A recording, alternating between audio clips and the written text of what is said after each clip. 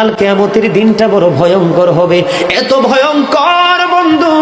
আমার নবী বলেছেন উলঙ্গ অবস্থায় মানুষগুলো হাসুরের ময়দানে একত্রিত হবে রে। ও বন্ধু, প্রত্যেকের কবর থেকে ওই হাসুরের ময়দানটা কমপক্ষে 50,000 বছরের রাস্তা হবে রে বন্ধু।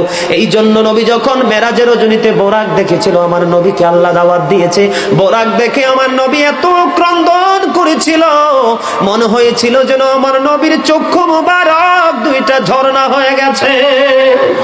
এই যুবক, কাল কিয়ামতের দিন ঘাম এত ঘামবে রে, কেউ মাজা পর্যন্ত, কেউ নাভি পর্যন্ত, কেউ বা আবার পুরো শরীর বন্ধু ঘামের নিচে ডুবে থাকবে, আবার মাথার মগজ টকবক টকবক করে উতরাইতে থাকবে রে।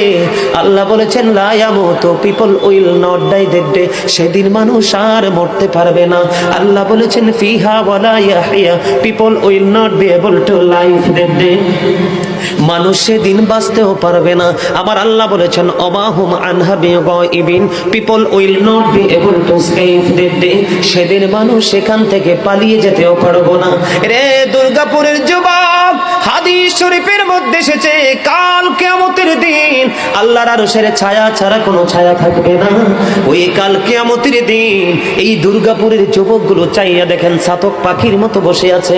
আমার কাছে এত সুন্দর লাগে রে যুবক, আমার হৃদয়টা ঠান্ডা হয়ে গেছে, কলিজা ছুঁয়ে গেছে তোমাদের উপস্থিতি এবং মনোযোগ।